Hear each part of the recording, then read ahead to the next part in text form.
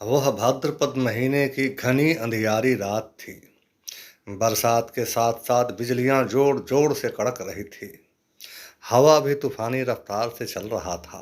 भारी बारिश की भयंकर आवाज के साथ हवा की सनसनाती आवाज बहुत ही भयानक लग रही थी। इस कयामती बारिश में शहर से दूर जंगल की ओर दो आदमी बहुत सावधानी से चले जा रहे थे। जैसे जैसे जंगल करीब आ रहा था, माहौल और भयानक होते जा रहा था। बरसाती अंधेरी रात में बड़े बड़े झूमते हुए दरख्त पिशाचों की बस्ती की तरह लग रहे थे। ऐसा लग रहा था मानो शैतानों ने अपनी निज़ाम कायम कर ली है। अब जंगल से झिंगुर और बहुत सारे जानवरों की तेज आवाज़ के साथ साथ भेड़ियों और लकड़बग्घों के रोने और रिरियाने की शैतानी आवाज़ भी गूंज रहा था। लेकिन दोनों बंदों को कोई परवाह नहीं लग रहा था। तभी जोर से बिजली कड़की और पास की झाड़ियों से एक खूंखार भालू लगभग दोनों को छूते हुए दूसरी तरफ चला गया। इस तरह से एकाएक इतना करीब भालू के आने से एक आदमी थोड़ा डर कर दूसरे से बोला कि भाई, आज की यह तूफानी रात तो निहायत ही मनहूस और डरावनी है। हमें थोड़ा संजीदा रहनी चाहिए। दूसरा आदमी पहले की तरफ नागवारी से देखते हुए बोला कि हम अल्लाह के बंदे और बेदार कौमें हैं। इस्लाम को बुलंदी पर ले जाने की हमारी जिम्मेवारी है। हम अपने मजहब की बेहतरी के लिए जीते हैं और उसी के लिए मरते हैं। हमारा मकसद इस्लाम को धरती के जर्रे जर्रे तक पहुंचाना है। इस पाक मकसद को पाने के लिए हमारे उलमाओं ने बहुत तरह की पोशीदा और अज़गैबी चीज़ों को बनाया है। अभी हम और तुम जो पोशाक पहने हैं वह बहुत सी खूबियों से भरी है। इस पर हवा, आग, पानी और बिजली जैसे कुदरती खुराफातों का कोई असर नहीं होता। इसके अलावा इन कपड़ों पर कोई जानवर कभी हमला नहीं कर सकता। यहाँ तक कि इन कपड़ों पर किसी गोला बारूद या धारदार हथियारों का भी असर नहीं हो सकता। इन कपड़ों में ऐसी खासियत है कि इसे पहनने वाले को भूख प्यास का भी असर नहीं होता है। यही तो कमाल और जहानियत है हमारे इस्लाम की बेहतरी चाहने वाले हमारे बुजुर्गों का। इसी गुफ्तगू में दोनों जंगल के सबसे डरावने इलाके में पहुंच गए। यहाँ हाड़ कपा देने वाली झिंगुर और जंगली जानवरों की खौफनाक आवाज़ों से गूंज रहा था। तभी दूसरे आदमी ने अपने लिबास की जेब से अजीब सी आकृति का यंत्र निकालकर जोर जोर से बजाने लगा। यंत्र की कर्कश आवाज़ से माहौल और भी डरावना हो गया। तभी लगा जैसे जलजला आ गया है। जंगल के चारों तरफ से अनेक तरह की गुर्राने, रिरियाने, चिघारने और दहाड़ने की आवाज़ें एक साथ आने लगी। चारों तरफ से जुगनुओं की तरह चमकती आंखें इनके तरफ बढ़ने लगी। दूसरे आदमी मारे दहशत के कांपते हुए बोला, या अल्लाह खैर कर, यह तुम मुझे किस दोखज में लाए हो? पहला आदमी बेखैफ हो बोला, डरो मत, यह सब अपने साथी हैं। ये लोग हमें लेने आए हैं। यह सब कमाल हमारे बुजुर्गों का है। बाकी बातें तफ्तीश से मुस्तफ़ा हुजूर तुम्हें बताएंगे, जिनसे मिलने हम यहाँ आए हैं। तभी लगभग 20 फुट की लंबी छलांग लगाते हुए एक भेड़िया इन दोनों के ठीक सामने आ खड़ा हुआ। उसके गुर्राने के अंदाज से साफ जाहिर हो रहा था कि वह अभी इन दोनों को चीर फाड़ कर रख देगा। पहला आदमी बिना डरे एक खास अंदाज में भेड़िए को सलाम पेश किया। थोड़ी देर गुर्राने के बाद भेड़िया पलट कर जाने लगा तो पहला आदमी दूसरे को लगभग घसीटते हुए उन भेड़ियों के पीछे पीछे चलने लगा। भेड़ियों की यह फौज दोनों को अपने घेरे में लिए जंगल के और भी डरावने इलाकों में ले गया। बारिश का कहर और बिजलियों की कड़क के साथ किस्म किस्म के जंगली दरिंदों की आवाज़ जहन्नम का नज़ारा पेश कर रहे थे। आगे आगे चलता हुआ भेड़ियों की झुंड एक मांद में प्रवेश कर गया। पीछे पीछे दोनों आदमी भी मांद में घुस गए। शुरू के कुछ दौर में मांद काफ़ी सकरा, लिजलिजा और दुर्गंध से भरा था। इसी तरह कभी खड्डे तो कभी पानी और कीचड़ से भरे तंग अंधेरी गलियों से होते हुए दोनों एक जमीन में बने बंकड़ में पहुंच गए। वहां एक गोलनुमा बड़े से गुफा में एक बड़ी मेज के इर्द गिर्द 25 लोग बैठे थे। उनके पहनावे से साफ जाहिर हो रहा था कि ये लोग मुसलमान थे। दोनों आदमी एक ऊंचे तख्त पर बैठे आदमी को बाअदब सलाम किए اور اسلام زندہ باد کے نعرے لگائے۔ تخت پر بیٹھا آدمی اپنے سر کو جنبش دے آمین بولا اور چاروں طرف کھڑے بھیڑیوں سے مخاطب ہوتے بولا، اب آپ تشریف لے جائیں اور پوری مستعدی سے سارے جنگل پر نظر رکھیں۔ بھیڑیے اس آدمی کے سامنے جھک کر چلے گئے۔ تخت پر بیٹھا شخص پاس پڑی کرسی پر دونوں کو بیٹھنے کا اشارہ کر بڑے ہی روحانی انداز میں بولا، میرا نام مصطفیٰ ہے، آپ سبھی اسلام کے وفادار اور حمایتی ہیں، آپ سب دنیا کے الگ الگ ملکوں سے یہاں خاص مقصد کے لیے آئے ہیں۔ ہم 25 لوگ دنیا کے 150 اسلامک ملکوں کے دوارا چنے گئے پرتیندھی ہیں۔ یہ جگہ ہمارا ریسرچ سینٹر اور جنگی سامان رکھنے کا گپت جگہ ہے۔ اس علاقے کے آس پاس رہنے والے تمام جیو جنتو اور پیڑ پودے سبھی ہمارے وفادار اور اسلام کے حمایتی ہیں۔ خاص نسخوں اور کٹھن کھوج کے بعد ہمارے بزرگوں نے یہ علم حاصل کیا ہے۔ اس سے خونخوار درندوں کو بھی ہمارا وفادار اور حکمدار بنا دیا۔ آج ہم الگ الگ ملکوں سے ہندوستان کے مقدس سرزمین پر اس لیے جمع ہوئے ہیں کہ ہمارے رسول محمد صاحب کا ہر مسلمان کو حکم ہے کہ ہندوستان کے پاک زمین سے کافر ہندوؤں کو نیست نابود کر یا اسلام میں شامل کر یہاں غزوائے ہند کر سموچے کائنات میں اسلام کا پرچم لہرائے۔ حضور صاحب کا حکم ہے کہ جب تک ہندوستان میں غزوائے ہند یا نظام مجتمع کا حکومت قابض نہیں ہوگا تب تک اسلام کا مقصد نہیں حاصل ہوگا۔ اپنے ہنر اور شخصیت سے اسلام کے جانبازوں نے اس مقدس زمین پر 800 سالوں تک حکمرانی کر نظام مصطفیٰ قائم کی، لیکن فرنگیوں کے وجہ سے وہ دور ختم ہو گیا۔ لیکن ہمارے بزرگوں اور رہنماؤں نے جو خوب سوچ سمجھ کر کافروں کے بہو بیٹیوں کے ساتھ جو رنگریلیاں اور زبردستی بلاತ್ಕಾರ کیا تھا اور جو کھانا یا پرساد آدی میں تھوک کر اس کے پاکیزگی وجود کو ناپاک کیا تھا، آج بھی ہمارے نوجوان اور ملا مولوی کافروں کی بہو بیٹیوں کے ساتھ جسمانی تعلقات اور رسوخ قائم کر اسلام کے مقدس مقصد کو پورا کر رہے ہیں۔ اب تک لگ بھگ 40% کافروں کے گھروں میں ہمارا نسل پہنچ چکا ہے۔ یہی وہ لوگ ہیں جو ہندوستان میں نظام مصطفیٰ قائم کریں گے۔ یہ ناجائز اولادیں کہنے کو تو ہندوؤں کے گھروں میں ہیں، لیکن ان کا دل اسلام کے لیے دھڑکتا ہے کیونکہ یہ ہمارے ہی نسل ہیں۔ اس کا ثبوت اس مجلس میں بیٹھے 5 ہندوستانی ہندو ہیں۔ ان میں سے 1 برہمن، 1 راجپوت اور 3 شودر ورگ کے لوگ ہیں۔ ہماری نسل بھاری تعداد میں اس ملک کے انتظامیہ سمدائے میں شامل ہو بڑے بڑے نامچین عہدے پر بیٹھے ہیں۔ اس ملک کو مکمل اسلامک بنانے کے درمیان ہمارے سامنے ایک اہم مسئلہ آیا ہے کہ ہم اپنے لوگوں کو خوراک اور مکان آدی کا جگاڑ زیادہ سے زیادہ تعداد میں کیسے کریں، آنے والے جنگی وقت میں کام آنے والی پوشیدہ زمینی مورچوں پر کیسے قابض ہو سکے، زیادہ سے زیادہ لوگوں کو اسلام سے جوڑ کر اپنی دعویداری کیسے پیش کریں۔ اس کے لیے ہم نے فیصلہ کیا ہے کہ اس ملک میں زیادہ سے زیادہ جائیدادوں پر قبضہ کیا جائے تاکہ ہمارے لوگ کا پرورش بھی ہو اور جنگ کی حالات میں تمام اہم مورچے ہمارے قابو میں رہیں۔ اسی مقصد کے لیے ہمارے وفاداروں نے یہاں وقف بورڈ نام کی مجلس ایک پنڈت کے گھر جنمے ہمارے نسل نے بنائی۔ یہاں میں آپ کو تھوڑی وقف بورڈ کے بارے میں کچھ جانکاری اور آگے کا پلاننگ۔ وقف جیسے شبد کا ذکر قرآن پاک میں کہیں نہیں ہے، اس کا ذکر حدیث میں ہے۔ قرآن اور حدیث دونوں الگ الگ چیز ہے۔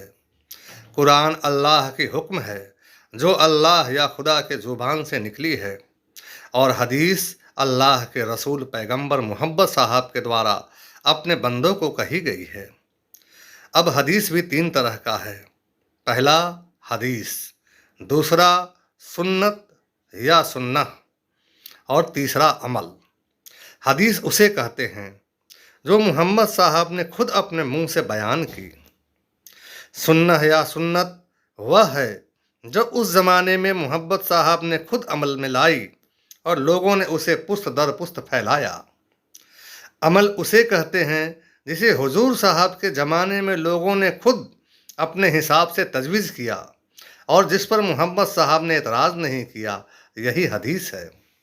मुकम्मल इस्लाम में यही हदीस सबसे नाज़नीन और हरफन मौला चीज़ है, जिससे अपने अपने वक्त में अपनी अपनी ज़रूरत के लिहाज से हमारे अजीम बुजुर्गों ने कायम किया और अपने सुविधा अनुसार इसे कुरान और दीन मजहब से जोड़ दिया।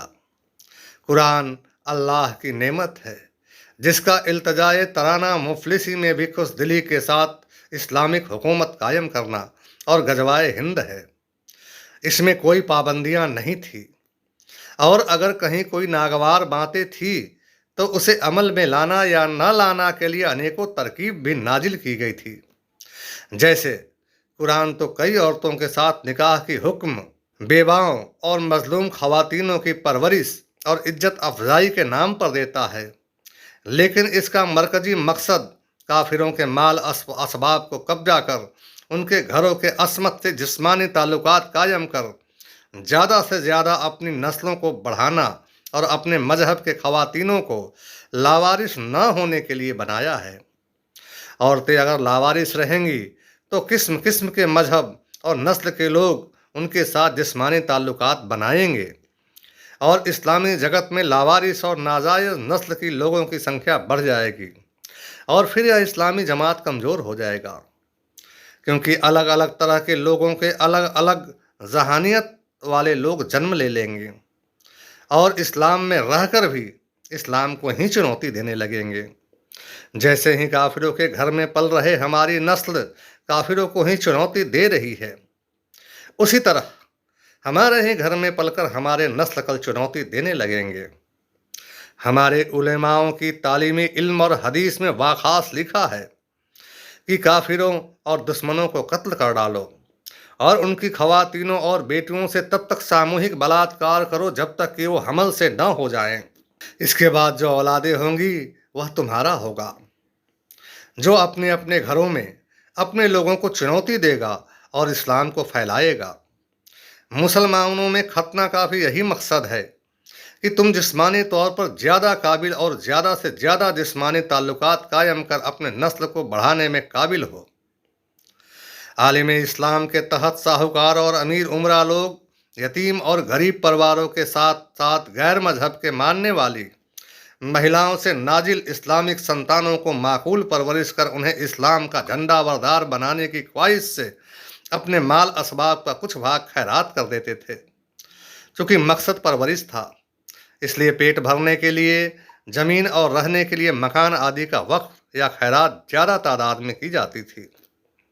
हिंदुस्तान में भी वक्फ अव्वल मुस्लिम आक्रमणकर्ता मोहम्मद बिन कासिम के साथ साथ आया था और जंग में हासिल माले गनीमत को जंग में पराजित लोगों की बहु बेटियों से जन्मा इस्लामिक संतानों को परवरिश के लिए खैरात के रूप में दिया जाता था। सबसे पहले फिरंगियों ने सन 1913 में वक्फ का मसौदा लाए थे। फिरंगी हर हाल में हिंदुस्तानी जहालियत और इल्म को ख़त्म करना चाहते थे। दरअसल अंग्रेज और मुसलमान खुद को ईसा और मूसा की औलादें मानते थे, इसलिए दोनों में रूहानी तौर पर भाईचारा था। दोनों ही विदेशी ताकतें थीं, दोनों का मकसद लगभग एक ही था। दोनों ही भारत की अकूत दौलत और अस्मिता को तहस नहस कर अपनी मजहब का विस्तार चाहते थे। वे जानते थे कि हिंदुस्तानी दुनिया को युद्ध नहीं बुद्ध देते हैं। तलवार की लड़ाई जीती जा सकती है, लेकिन इल्म की लड़ाई नहीं जीती जा सकती है।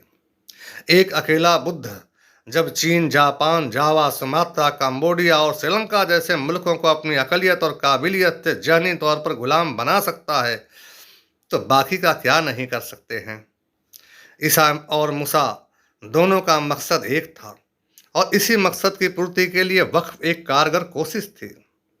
इस मरकजी मकसद को हासिल करने के लिए हमने और ईसाइयों ने गुरुकुल की परंपरा को ख़त्म कर मैकाले की नई तालीम नीति आयत की, लेकिन मिशनरी और मदरसों को बाइज्जत कायम रखा।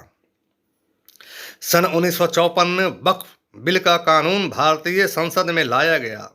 यहाँ यह साफ है कि जिस मकसद को हासिल करने के लिए इस्लामिक जाबाजों ने काफिरों के घर में अपना नस्ल छोड़ा था, वह कामयाब हो रहा था।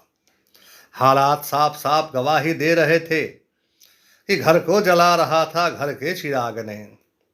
एक जमहूरियत मुल्क में जहां अनेकों अनेक मत मजहब को मानने वाले लोग थे, उनमें से एक खास जमात को, जो कि भारत को लूटने और तबाह करने आया था, जो यहाँ अपनी सत्ता और हुकूमत कायम करने के लिए आया था, जो मुकद्दस हिंदुस्तान को टुकड़े टुकड़े कर गजवाए हिंद का सपना देख रहा था, उसे सुरक्षित करने के लिए यह कानून एक काफिर पंडित की मां से जन्मा हमारे ऊंचे नस्ल का खून, जो कि मुसलमानों के जुल्म और सितम के एवज में उसका अपना ही नस्ल था, जो यहाँ बहुत ही हिकारत से हुकूमत करता था। वह बहादुर और बेदार कौम का जिंदा दिल नाजायज काफिरी औलाद था, जिसने अकेले दम पर अनेकों अनेक साजिशें कर निजाम मुस्तफ़ा कायम करने के लिए हिंदुस्तान के एक बड़े हिस्से पर मुकद्दस इस्लाम की सत्ता कायम कर पाकिस्तान नाम का नया मुल्क बनाया और बाकी बचे हिंदुस्तान पर जमहूरियत और धर्म निरपेक्षता के नाम पर इस मुल्क में गैर ऐलानिक इस्लामिक मुल्क कायम कर दी। हिंदुस्तान का बंटवारा का वजह ही यही था कि मुसलमान हिंदुओं के साथ नहीं रह सकते, इसलिए इन्हें अलग इस्लामिक मुल्क चाहिए और इस मुल्क का वजूद उन्होंने कायम किया और फिर बड़ी बेशर्मी और साजिश से अपनी कौम को हिंदुस्तान में रोक कर बाकी बचे हिस्से पर फतह का राह आसान कर गया। पंडित और मुसलमान का यह मिलावट इस्लाम के लिए वह कर रहा था जिसे बड़े बड़े इस्लामिक आलिम सुरमा कभी नहीं कर पाए। इस मुल्क में और भी कई अल्पसंख्यक हैं जो इस हिंदुस्तान के लिए मुकम्मल तौर से वफादार हैं। आखिर इस इंतहाई बेशर्मी और सातिराना अंदाज में कदाचार करके अपने दुश्मन को कौन पनाह दे सकता है?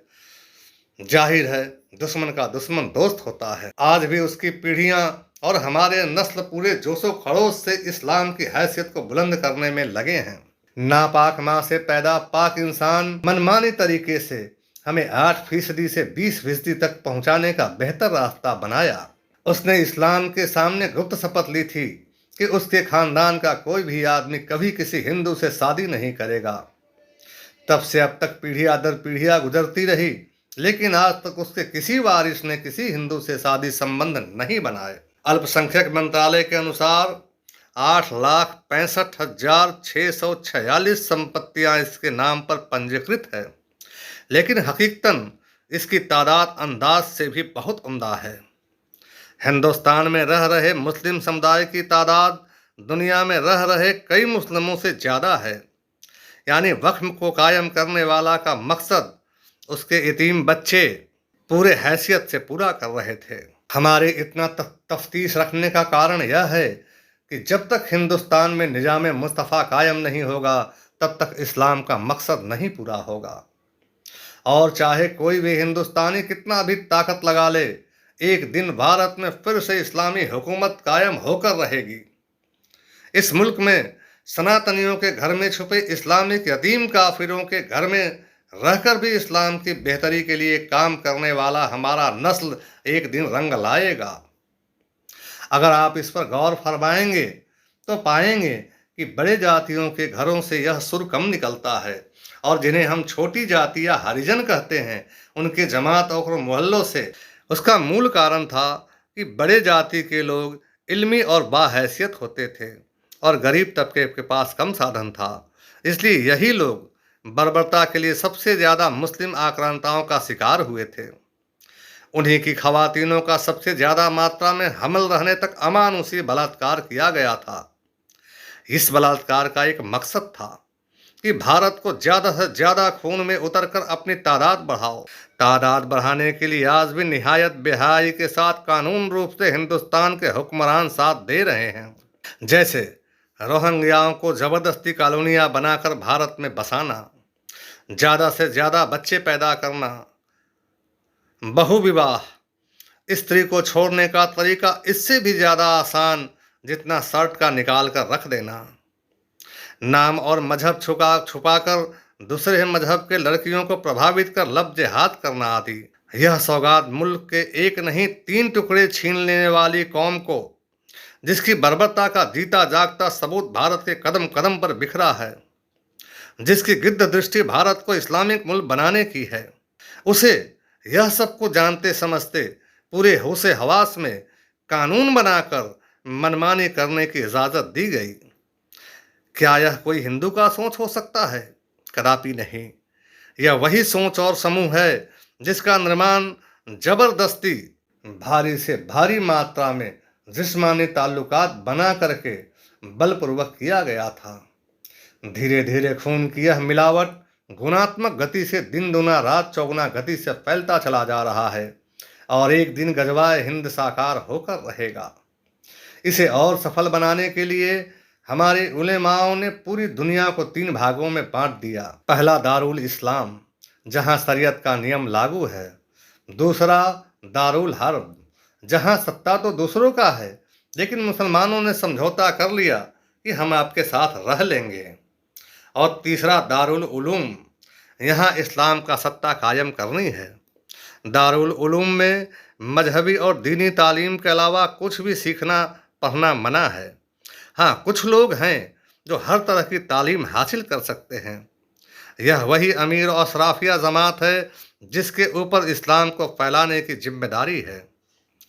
इसकी तादाद महज 9 से 10% तक है, जो बाकी के 90% पर हुकूमत करते हैं और उनको गरीब और गैर तालीमी बनाकर जहर भरते हैं कि काफिरों और जालिमों ने तुम्हें इस हाल में पहुंचाया है, तुम्हें उनसे बदला लेना है। मेरे इस्लाम के जाबाजों, दरअसल हिंदुस्तानी वक्फ बोर्ड की सोच काफिरों के यहाँ पल रहे हमारी नस्लों का नायब नमूना है। पंडित घर में हमारी पहुंच का यह नमूना हिंदुस्तान के इंतजामिया कमेटी का सरगना था। हमारे लोगों के कोशिशों से वह हिंदुस्तान के तख्ते नूर बन गया। उसके दिल में अपने कौम के लिए जज्बात था। वह जानता था उसके और छुपे हुए भाई बिरादर के लिए रहने खाने और इस्लाम का परचम लहराने के लिए ज़रूरी साधन होने चाहिए। इसलिए उसका सातिर दिमाग ने वक्फ बोर्ड जैसी मजलिस बनाकर अपने लोगों को बेहिसाब ताकत और अख्तियार अता किए। इसके अलावा जन्नत हिंदुस्तान कश्मीर में धारा 370 जैसी कानून बनाकर वहाँ से काफिरों को खदेड़ दिया। इन इस्लामिक लावारिसों ने हमारी तादाद बढ़ाने के लिए अपना सरहद को धीरे से खोल दिया ताकि चारों तरफ से मुसलमान आकर हिंदुस्तान की डेमोग्राफी को बदल दें। वर्शिप एक्ट बनाकर निश्चित किया कि हमारे बुजुर्गों और इस्लाम की कुव्वत को बताने वाले वह सभी मुकद्दस जगह जो काफिरों के इल्म और हैसियत का मरकज था, जिसे हमने अपनी जाबाजी और बहादुरी के दम पर काफिरों के गले पर छुड़ियां फेर कर हासिल की थी, जैसे राम जन्मभूमि के सीने पर गड़ा हुआ बाबरी खंजर, मथुरा का केसर दो मंदिर के पेट में उतरा हुआ शाही मस्जिद, काशी के विश्वेश्वर मंदिर के माथे पर चमकता हुआ ज्ञान बापी मस्जिद और अनेकों काफिरी शान पर लहराता हुआ इस्लामी झंडे पूरे शबाब और आफताब के साथ लहराता रहे। काफिरी शान को कदमों में झुकाने के लिए उसने और उसके जैसे हमारी नस्लों ने पूरे बेशर्मी से ऐसे ऐसे कानून बनाए जो शायद हमारी हलाल नस्लें भी नहीं कर पाती। ऊंची तख्त पर बैठा आदमी अपने सामने रखी बोतल से पानी पीकर फिर से बोलने लगा। सब कुछ ठीक ठाक चल रहा था कि अचानक काफिरों में गोलबंदी होने लगी। ये लोग जाति भूलकर समुदाय पर आ गए और सनातन सरकार कायम कर ली। इनके आने से हमारा उद्देश्य तेजी से पिछड़ता जा रहा है, इसलिए आज की यह मजलिस रखी गई है। हमारे 150 इस्लामिक मुल्कों के रहनुमाइयों ने भारत में गिरती हुई इस्लामिक ताकतों को फिर से बढ़ाने के लिए आप दोनों को चुना है। इसमें सबसे अहम है हिंदुस्तानी हुक्मरान की हत्या। किसी भी हालत में हमें इस काफिर प्रधानमंत्री को निपटाना ही होगा। आप दोनों हिंदुस्तान के जाने माने शख्सियत हैं। यह मजलिस आपको हुक्म देता है कि ज़्यादा से ज़्यादा लफ्ज़ जिहाद के फॉर्मूलों को आगे बढ़ाएं और वह सब कुछ करें जिससे मुसलमानों की जाति संख्या बढ़ती हो। तख्तनसी शख्स दोनों की ओर मुखातिब हो बोला, आप हैं डॉक्टर इकबाल, जो कि अभी हिंदुस्तानी रिसर्च सेंटर के प्रमुख हैं, और यह दूसरा हिंदुस्तान का leader of opposition Pappu Singhania है। दोनों की शख्सियत बयान होते ही वहां जमा सभी लोग आवाक हो यंत्रवत खड़े होकर ताली बजाते हुए इस्लाम जिंदाबाद के नारे लगाने लगे। अभी इन लोगों की मीटिंग चल ही रही थी कि भारतीय सेना ने इन्हें पॉइंट ब्लैक रेंज पर इन्हें घेर लिया और कमांडर ने चेतावनी देते हुए बोला, आप सभी सेना द्वारा घेर लिए गए हैं। आप अपने अपने हाथ ऊपर कर लो, अन्यथा गोली मार दी जाएगी। सभी जिहादी मौत को इतना पास देख काफी डर गए। ऊंचे तख्त पर बैठा शख्स ने हैरान होते हुए बुलंद आवाज में बोला, वाह, क्या पिद्दी और क्या पिद्दी का शोरबा। तुम जैसे सेना की प्लाटूनों को ठेंगे पर रखता हूं मैं। दुनिया भर की फौज हमारी सुराग पाने के लिए बड़े से बड़े खुफिया इंतजामात कर रहे हैं, लेकिन आज तक किसी ने रूबरू आने की हैसियत नहीं की। मैं खुले दिल से तुम्हारी अक्लमंदी की तारीफ करता हूँ। कमांडर बोला, हम हिंदुस्तानी फौज हैं, दुश्मन को हम पाताल तक भी नहीं छोड़ते। तुम्हारा अंत भी तुम्हारे आकाओं के जैसा इसी धरती पर होना था। अब मरने को तैयार हो जाओ। तख्त पर बैठा शख्स बेखौफ अंदाज में बोला, ला हौल बिला कुव्वत, नामाकूल सैनिक, हम अल्लाह के बंदे हैं, हमें कोई नहीं मार सकता। मुझ तक पहुंचने वाली हर गैराजिब शय को कुदरत खुद नेस्तनाबूद कर देगी। तुम्हारी गुस्ताखी का तो मैं माकूल इलाज करूंगा, लेकिन तुम पहले यह बयान करो कि हमारे जानवर सैनिक कहाँ गए। हमारी इतनी पोशीदा मजलिस की जानकारी तुम्हें कैसे लगी। ताज्जुब है कि दुनिया का कोई रेडार या सर्वेलांस सिस्टम हमें रिकॉर्ड नहीं कर सकती। इसके बाद भी तुम मुझ तक कैसे पहुंच गए। नापाक मंसूबा पालने से पहले हिंदुस्तानी फौज को क्यों भूल जाते हो। तुम लोग भारत को पाने के लिए जो काम अपने लावारिस संतानों के बल पर कर रहे हो, इसे बहुत पहले ही हमारे लोगों ने समझ लिया था। इसलिए जब भी कोई मुसलमान सेना में आता है तो हम गुप्त तरीकों से उसके दिमाग में ऑपरेशन कर उसकी सारी नफरत निकाल कर देशभक्ति और इंसानियत के जज्बात को भर देते हैं। और कमाल तो यह है कि उस आदमी को ताउम्र कभी पता भी नहीं चलता है कि उसके साथ क्या हुआ था। तुम्हारी जानकारी के लिए बता दूं कि मैं भी इस्लाम को मानने वाला मादरे वतन का एक अदना सिपाही हूँ। जब तक रगों में लहू है और वतन से मोहब्बत करने वाला एक भी वतन परस्त मुसलमान जिंदा है, तब तक तुम जैसा आतंकवादी और इस्लाम को बदनाम करने वाला शैतानों के मंसूबे कामयाब नहीं हो सकते। और जिस इल्म इंतज़ाम से तुमने खूंखार जानवरों को दिमाग को काबू में कर रखा था, उसी तरकीब से हमने उसे अपना गुलाम बना लिया है। अब यही दरिंदे तेरी बोटी बोटी कर देंगे। वहाँ मौजूद सभी लोग डर के मारे कांप रहे थे। उन्हें समझ नहीं आ रहा था कि इतनी मुकम्मल और तगड़ा चौकसी इंतजामात के बावजूद इतनी फौज बिना किसी आहट के कैसे आ गई। उनमें से एक ने लरजते अंदाज में कांपते हुए तख्त पर बैठे शख्स से बोला, मुस्तफ़ा भाई, आपने क्या आफत ला दी। अब तो बचना नामुमकिन है। फौज पॉइंट ब्लैक पर असलहा तैयार लिए खड़ा है। आपको मालूम है कि हम अपने अपने मुल्क के अजीम व शान शख्सियत हैं। हमारे यहाँ मिलने मात्र से हमारी शाख विश्व बिरादरी में मिट्टी में मिल जाएगी। या अल्लाह, इस मुसीबत से हमें बचाओ। तख्त नसी शख्स कहका लगाते हुए बोला, मेरे अजीज जाबाजो, आपकी जान और अमान इतनी सस्ती नहीं है कि इस जैसा मामूली सूबेदार कुछ कर सके। मुस्तफ़ा आज़ाद है, इसे कभी कोई हिरासत नसीब नहीं कर सकता। उसने सूबेदार की ओर मुखातिब हो सहाना अंदाज में बोला, बदबख्त सूबेदार, जरा अपनी पाँव की तरफ निगाह इनायत तो करो। कमांडर और सभी लोगों की निगाह अकस्मात जमीन पर गई तो सैनिकों के साथ साथ सभी लोग चीख पड़े। सिर्फ मुस्तफ़ा की शैतानी हंसी के हिंदुस्तानी फौज का क्या हश्र हुआ। क्या मजलिस में शामिल डॉक्टर इकबाल और पप्पू सिंघानिया भारत में गज़वाए हिंद कर पाए। अपने मकसद को पाने के लिए इन दोनों ने क्या किया। इस मकसद को हासिल करने के लिए कैसे कैसे जुल्म सितम ढाए। क्या शैतान मंडली हिंदुस्तान के बादशाह को मार पाए। अगर आप इन बातों को जानना चाहते हैं तो कृपया अगली कड़ी वतन परस्ती देखिए।